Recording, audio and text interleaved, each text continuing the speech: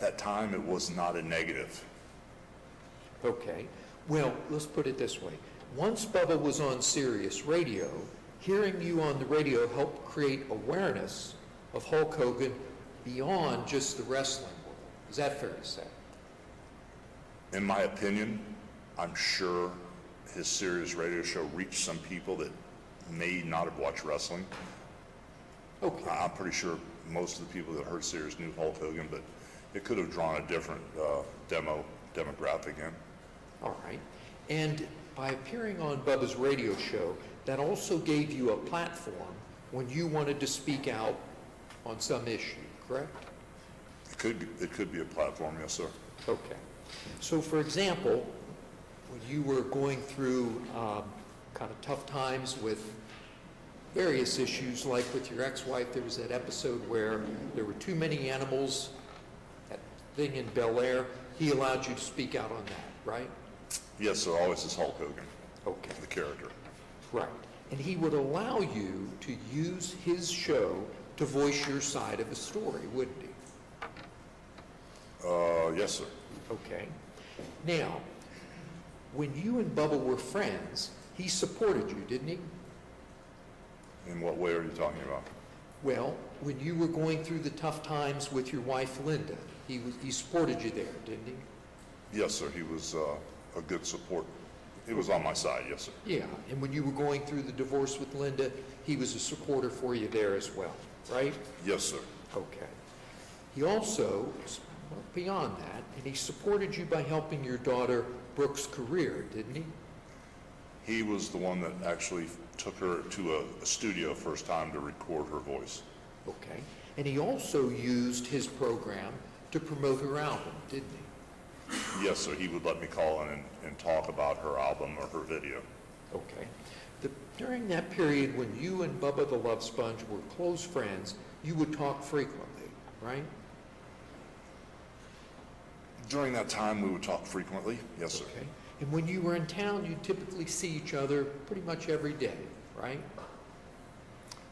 It was not consistent. There may be a week where I'd see him 3 or 4 times a week, and then there may be a week where it changed depending on his schedule. Okay. The Sirius show put extra stress on him because he had to do a radio show, 2 shows a day, so it changed things.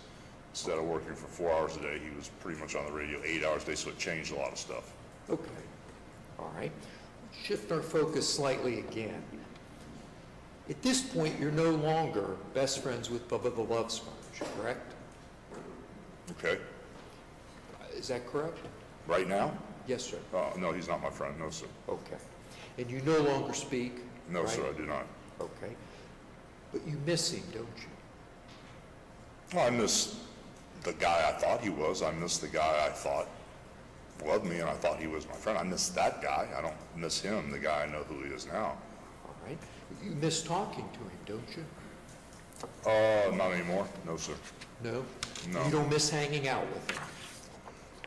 Things have changed a lot in my new life. So, I have a new relationship where I spend most of my time with that person. All right.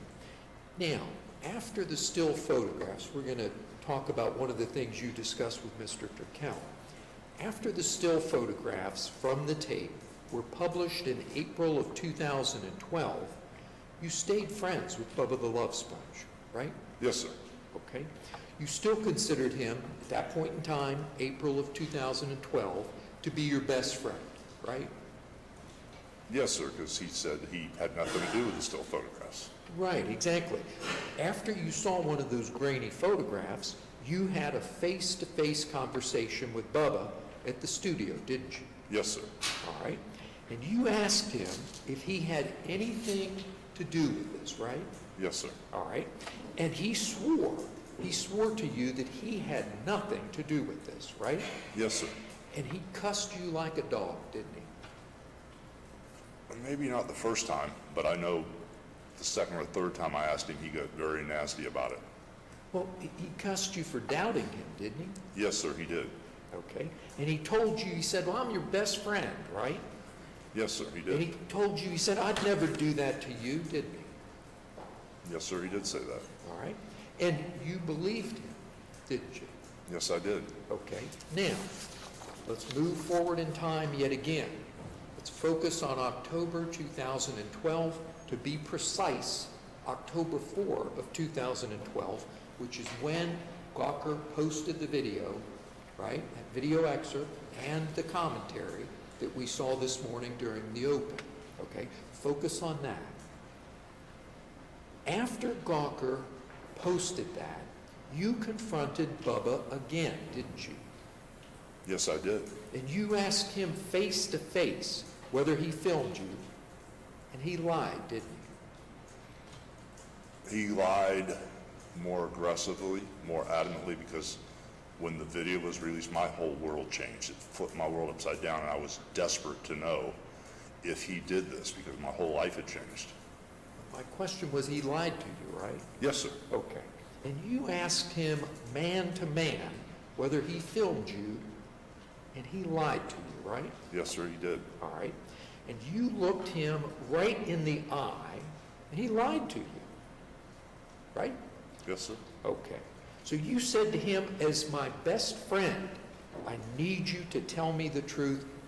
Despite that, he lied right to your face, didn't he? Yes, sir, he did. Okay. At that time, you believed Bubba completely, didn't you? At that time, I did believe him completely. There was no reason not to. All right. You couldn't tell he was lying, could you?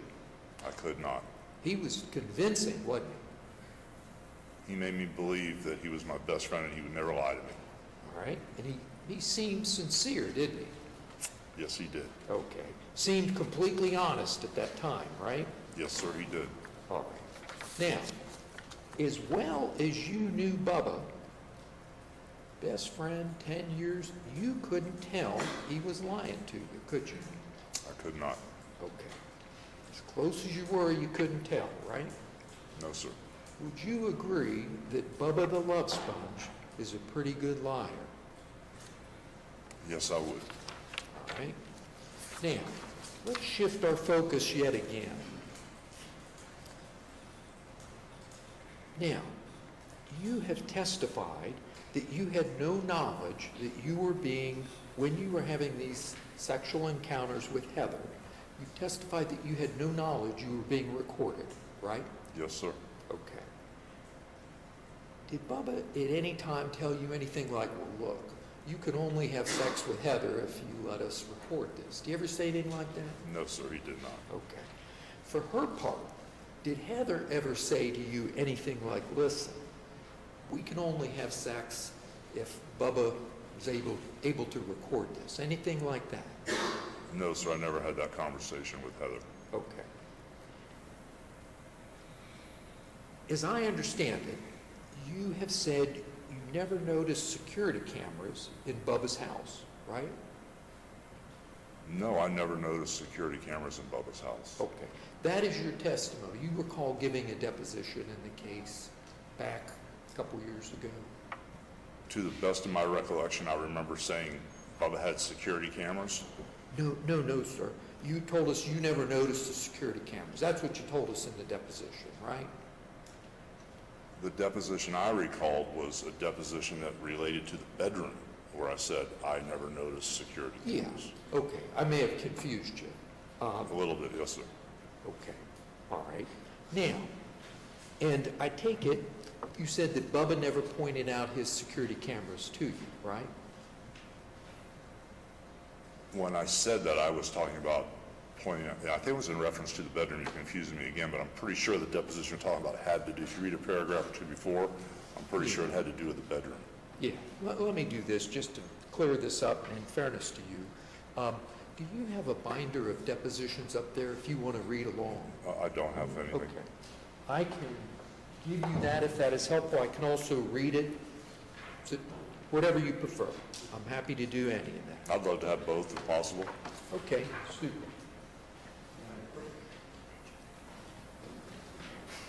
Can I approach her? Thank you. Where am I reading? Just show you. These are tabbed because of multiple days. I'm sorry, I can't hear you. These are tabbed because Because there are multiple days. So I'll give you a volume Okay, and then a page number. okay, All right? thank you.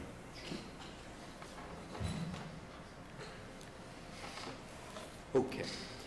Sir, if you could look at volume 2, page 258, lines 5 through 7, and see if this refreshes your recollection. 5 through 7? Yes, sir. 258, 5 through 7.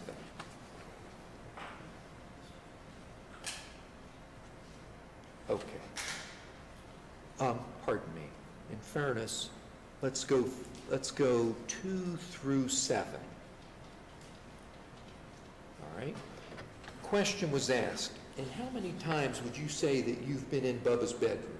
Answer, no more than 3. Question, did you ever notice security cameras in Bubba's house? Answer, no. Question, did Bubba ever point his cameras out to you? Answer, never. You see that? Yes, I do. Okay. And then you say, let's continue on just for completeness. Questions at line 10, did Bubba, I assume therefore that Bubba never explained to you how his security cameras worked? Answer, I never knew he had cameras. Do you see that? Yes, sir, but that was in reference to line 2. It was a whole train of thought I was on. I thought you were talking about Bubba's bedroom. Right. Line 2 says, how many times have you been at Bubba's bedroom? I said, no more than 3, and then you talked about the house, Bubba's house. And I thought we were talking about the bedroom in the house. This is my train of thought. And then I said, I never knew he had cameras. My whole train of thought was about the bedroom. We were talking about the bedroom in Bubba's house at that point. All right. Now, In my opinion, of what I'm reading here. Now, did Bubba tell you that following his child custody dispute, his agent, Mr. Bean, you're familiar with Mr. Bean, told him that he should put security cameras throughout his house? Never. Okay, didn't tell you that? All right. No, and I was his best friend. He would have told me something like that. Okay, and you would remember that? If he told me, I would remember that. All right. Now, let's look at Defendant's Exhibit 306. And this is a clip. Excuse me, I'm sorry. Oh. What am I looking for now? I'm going to show you a clip of one of those I'm programs. sorry. I apologize. All right. Tim, and Your Honor, just so the record is clear for the court and the jury, this is Defendant's Exhibit 306. It's a clip of an appearance, Mr. Bollea, that you made on October 10, 2012 on the Sirius XM wrestling show, Busted Open. All right? You're familiar with that wrestling show, Busted Open? No, not really. There's so many of them. There's hundreds of them. Can't remember? All right, Maybe. let's see if this will refresh your recollection. Do you recall appearing as part of your media tour in October of 2012? Do you recall appearing on that program, that Sirius radio program? No, sir. And when you go in the Sirius building in New York, you can be in the Sirius building for 2 or 3 hours, which I usually would do. I would do 30 or 40 radio shows, so I don't know which radio show was busted open in the Sirius building. I'm sorry. All right, fair enough. Let's see if this will refresh your recollection. Tim, if you could play the clip. Open, Doug and Dave, as promised, the great Hulk Hogan in studio. First off, want to say, Hulk, thank you for still agreeing to come and sit down with us after all these things that are swirling around in the media right now. I just want to say thank you, and it's got to be a tough time right now for you and your family. Well, it's kind of like I walk into another safe zone right here. Yeah, Mr. Bollea, do you recognize your voice on that program? It definitely sounds like me. Okay. That's Hulk Hogan. Okay, fair enough. Do you have any reason to believe that that's not you on that program, on October 10? If you're telling me that's a radio show, a wrestling radio show in Sirius, and you're telling me that that's me, it sounds like my voice. I have no reason to disbelieve you at this point. All right. Okay. Tim, if you could play the second clip. I even asked you, because I know you had security cameras in your house, You're not filming, sir. Okay. Could you hear that? Yes, sir. Okay. So you asked Bubba, I know you have security cameras in your house, you're not filming this, right? Yes, sir. Okay. Let's look briefly at Defendant's Exhibit 309, which, for the record, is another clip of an appearance you made the same day, October 10, 2012, on the Sirius XM Covino and Rich radio program. You familiar with that program? They're all the same. Like I said before, once you get in that Sirius building, there's probably 40 or 50 studios with radio shows in each room. So they take you around to all these radio shows and you talk to everybody in a 2 or 3 hour period. So I'm not sure Covino or Busted Open. I'd have to see the guy to actually remember who I was talking to. I can't tell from the voice. Okay. So what you're telling us is they get you in that Sirius building, and then basically they try to maximize the value of your appearance. They show you to one program, take you to another program, maybe do another interview. That's just how it works, right? Yes, sir. Okay, fair enough. And I take it as you sit here right now, you don't have, that particular interview doesn't stand out in your mind. No, sir, it doesn't. That's fair? Okay. Tim, if you could please play a clip from Defendant's 309. Steve Covino My mom says I'm a catch. I'm popular. and the infamous Rich Davis, Deep down inside, I'm a little black kid from Brooklyn. the Covino and Rich Show.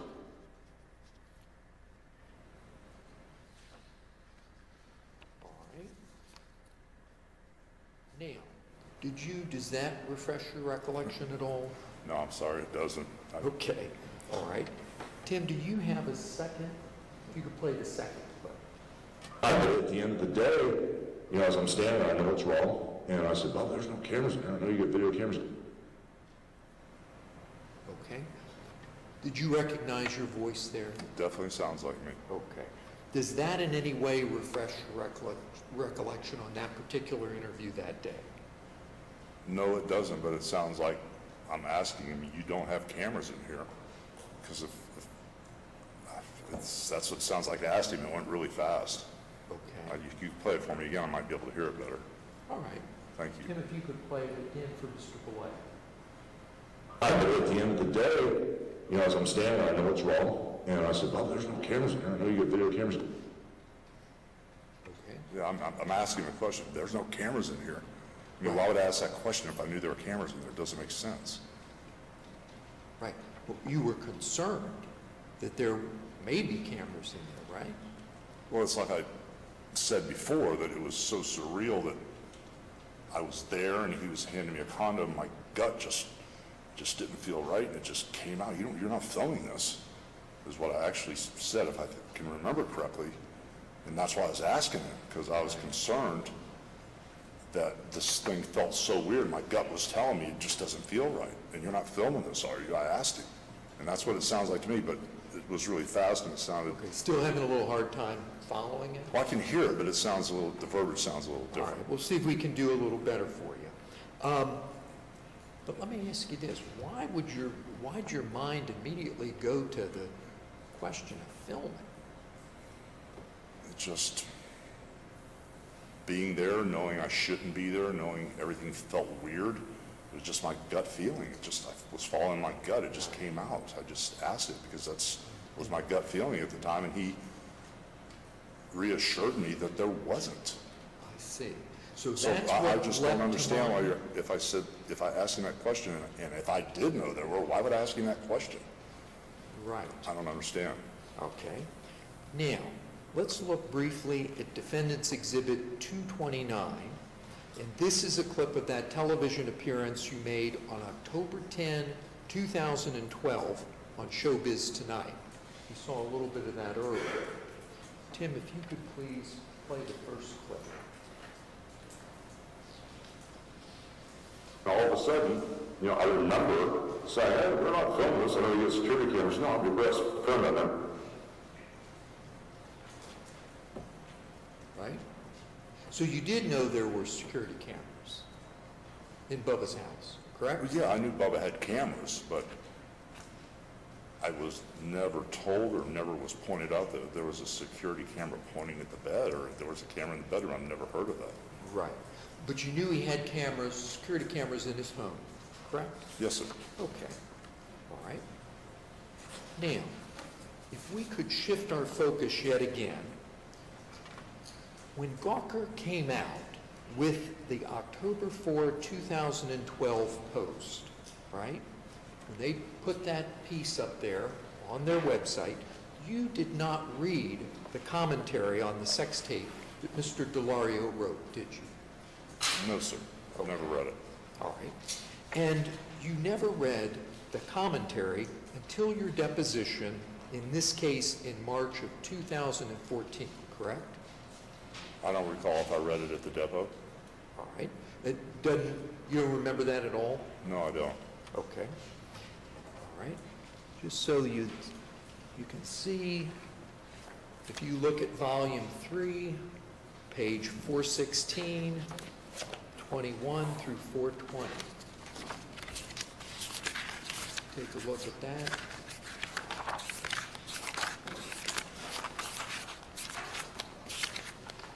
Page 416? Yes, sir. 416, starting at line 21. 416, 21.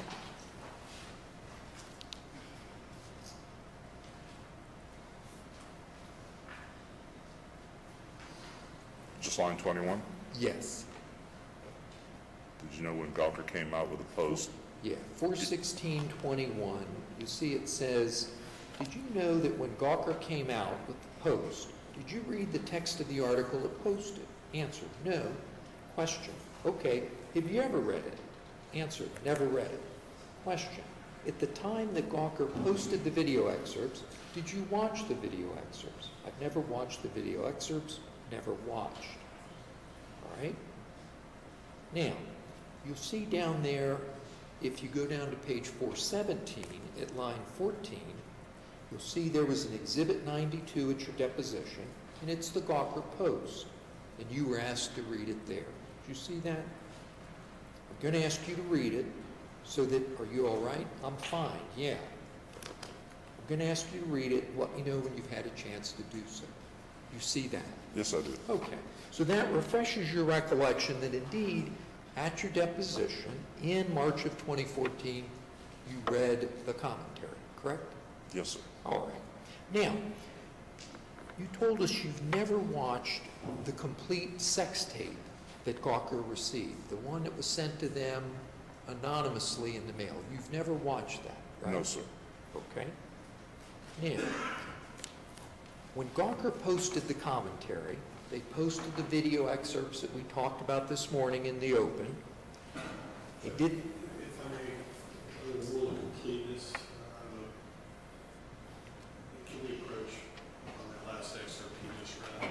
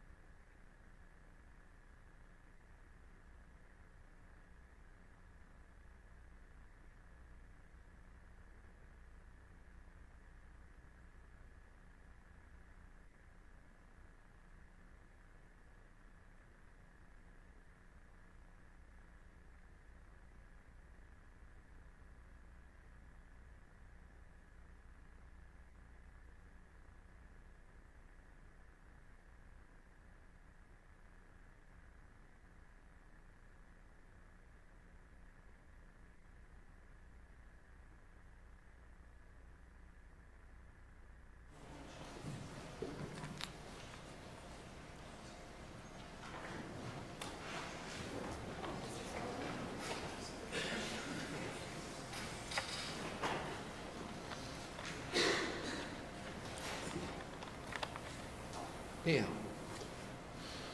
when Gawker posted the commentary and the video excerpts on October 4, 2012, you testified, you told us you didn't view those video excerpts at that time, right? Yes, sir. Okay. As of March 2014, the deposition we just looked at, you testified that you never watched the Gawker video excerpts, correct? Correct. Okay. And then moving forward in time, there was another deposition about a little over a year later, April of 2015, you and I met for the first time, and you testified to me that you never watched the Gawker video excerpts, right? Correct. Okay. Now, let's look briefly at Defendant's Exhibit 231, and what we're going to see is a clip of a television appearance that you made this same day, October 10, 2012, on a show called Sway in the Morning. You familiar with Sway in the Morning? No, I'm not. Okay. All right. Is that another series? No, it's not. This is a television program. Okay. Okay. Sway in the Morning, Shade 4-5, he is here. 12-time world champion, my buddy, citizen of Sway in the Morning, Hulk Hogan is here. Sway in the house, my brother. Okay. Do you recognize yourself there in that clip? Yeah, it looks like the same day. I went on Howard Stern the same day that he told me about Bubba. I had the same clothes on. It looks like the same day. Right. Yeah. Right. Do you know the fellow that was sitting next to you, the host of the program, Sway? I've seen him on TV before, and I don't recall meeting him. That might have been the first time we actually met and talked, but I've seen him before. Okay, fair enough. Now, I've got another clip for you. Tim, if you could play the second clip from Defendant's 231. Have you seen the tape, man? Have you seen the tape? I saw the front of it, bro. Yeah, the front of And it. it made me so sick. You know, I think it was like a minute 40, but I probably watched a minute of it. Now, you see yourself there telling the host, Sway, that you actually watched a minute of the Gawker tape, right? Yes, sir. Okay. Now, when you said that to Sway, and his listeners out there that are watching that, viewing that program, were you being honest there? Did you view a minute of the program? No, I did not. Okay. So you just told folks that, right? Pretty much I was on autopilot.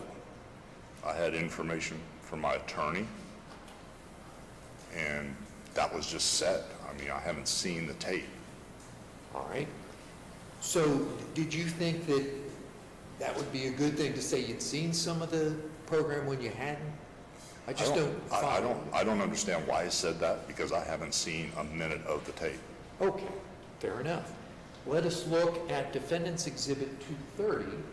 Take a look at that. You'll see this is a clip from another television appearance you made on October 10, 2012. And this program is called VH1 Big Morning Buzz. Okay. All right.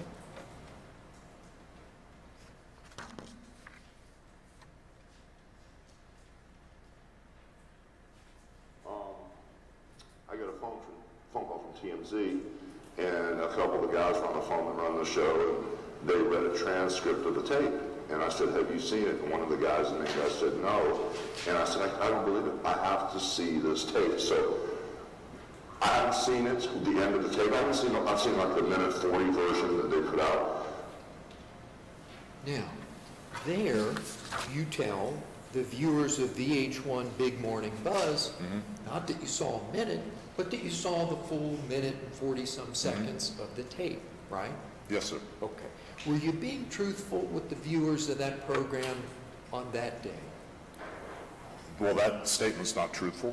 That's the same day as the media tour. That's the same day that the news was broken to me on the phone from TMZ.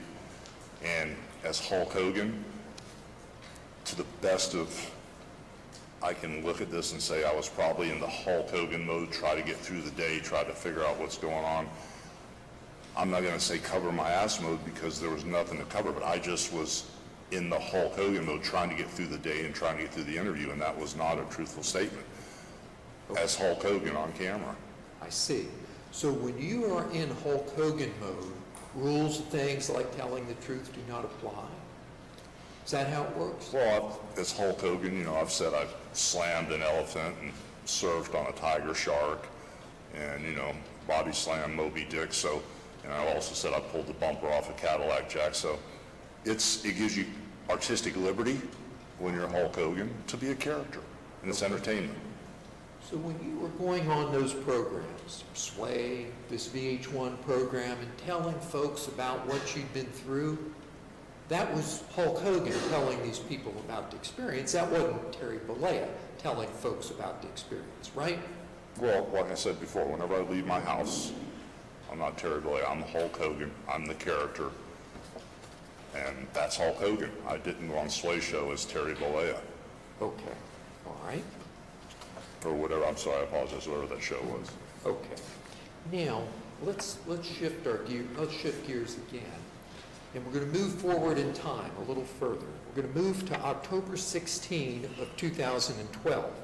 That is 12 days, right? We established the Gawker Post, came out on October 4th of 2012. Move forward, please, 12 days to October 16th. Now, on that day, your friend, or in fairness, former friend, perhaps it'd be more accurate, Bubba the Love Sponge, went on his radio program and he spoke publicly about this whole sex tape story, right? Yes, sir. You remember that? I remember those 2 days where he was rude and obnoxious. I did not hear the show, but I had a friend that told me about the show. All right. Let's take a look at Defendant's Exhibit 278. And then,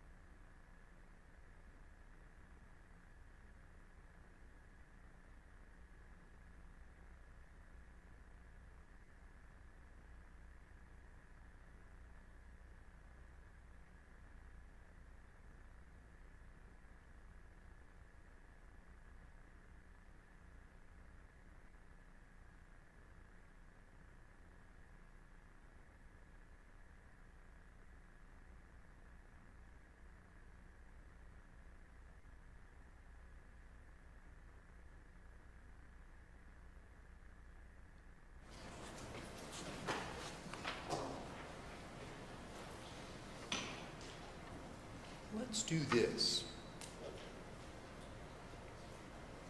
Let's shift our focus and talk a little more about how this encounter with Heather Clem came to take place. Now, according to your prior testimony, the idea of you having sex with Heather first came up in a phone call with Bubba, right? To the best of my recollection, yes. Okay. And I think you told us earlier that Bubba put Heather on the phone and she started asking you to have sex with her, correct? To the best of my recollection, it was something along those lines, or they could have been on the speakerphone together, but All right. And you told us before, when you testified in your deposition, that before you actually had sex with Heather, they brought this up somewhere between 20 and 40 times, right? that was a guesstimate. It was over a period of a year and a half, 2 years. It was several times. It could have been less than 20, could have been more than 40, but it was a constant badgering. It's a lot, right? Yeah, it was a running gag with them. Okay. And Bubba would tell you that Heather really wanted to have sex with you, right? In so many words, yes, sir. Okay. And he would say that things like, well, she wanted to see you naked, right? Yes, sir. Okay. And he also told you that in person, didn't he? Excuse me? He, being Bubba, also told you that in person, didn't he? Yeah, during the workouts, he'd just joke around, like at the end of the workout, hey, when are you going to have sex with Heather? Just a throwaway, like just another poke, All right. Now, I think you touched on this in your direct testimony, but Bubba had bragged about his so-called swinging lifestyle, hadn't he? Yes, sir. Okay. He made no secret of that, right? No, sir, even talked about it on the radio. Yeah. He and Heather had an open marriage, and Bubba seemed proud of that, didn't he? He did not seem embarrassed about it. I don't know if proud's a word, but he was definitely not embarrassed about it. Okay. And you had heard on the radio about him having these parties in a jacuzzi, and friends and folks, buddies of his, doctors, lawyers in town would come over for these parties in the jacuzzi. You'd heard that on the radio, right? Yes, sir. Okay. Now, you testified, we asked you in your deposition to tell us, when did this go from talking about all this stuff, right, to actually having sex with her? And you said you really couldn't remember. Remember that? No, I don't remember the date, no, sir. Oh, yeah. Okay, let me ask you this. You indicated earlier, you told us that there were like 3, maybe 4 of these occasions where you had a sexual encounter with Heather? Right? Yes, sir. Okay. Now, each time you had sex with Bubba's wife, it was with his blessing, wasn't it? Yes, sir. Okay. Now, let's focus in on your relationship, not with Bubba, but with Heather Clem, before you had these sexual encounters. Are you with me? Yes, sir. All right. You saw her, I think you told us, probably 4 or 5 times, right? Yes, sir. Okay. Had dinner with Bubba and Heather once? Yes, sir. 1 time. You saw her twice at the racetrack, right? To the best of my recollection, yes, sir. It was at Yeah. 2 different racetracks. Yeah. You went to Bubba's house for Thanksgiving 1 time, right? Yes, sir. Now, you never called Heather on the phone, did you? To the best of my recollection, I don't remember calling her, and if I did, it was looking for him. So I don't remember calling her at all. Right. There was And no she reason never to called call you, her. did she? No, sir. You didn't have that kind of relationship? No, sir. Okay. And by that, I mean, let's be fair. When I say calling her, I meant calling her directly, like on her cell phone, or calling the home for Heather. I believe you told me at one point that, well, there were times I'd call for Bubba, and Heather would pick up the phone. That would be at home, yes, sir. Okay. But you didn't have a personal relationship where you'd be calling her, right? No, sir. Okay. You didn't exchange texts with her, did you? No, sir. Didn't exchange emails with her, did you? At that time, I didn't know how to email. All right. So you wouldn't have been emailing her? I No, guess. sir. Okay. Now, and you also didn't really socialize with Heather? No, I did not. Okay. Now, we're going to shift our focus yet again and look at the first time you and Heather had sex. After that, you continued to socialize with Bubba, right? Yes, sir. Okay. And things continued just as they had always done, right? With Bubba. Yes, sir. Okay. And your relationship with Bubba did not change in any way, did it? No, we were still friends. All right. Now, at some point, you had these sexual encounters with Heather, And then at some point, you and Heather stopped having sex, right? Yes, sir. Okay. And Bubba never asked, hey, now that you've done this 3 or 4 times, how come you're not doing it anymore? He never asked you that, did he?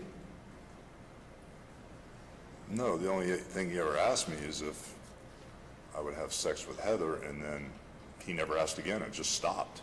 Okay. After you'd done it a few times, then it just Yeah, it just stopped. Conversation stopped. He never brought it up again. Okay. And after the last time you had sex with Heather, you never discussed it with her again, did you? No, sir. Okay. And after, with respect to Heather, after you stopped having sex with her, you didn't see her anymore, right?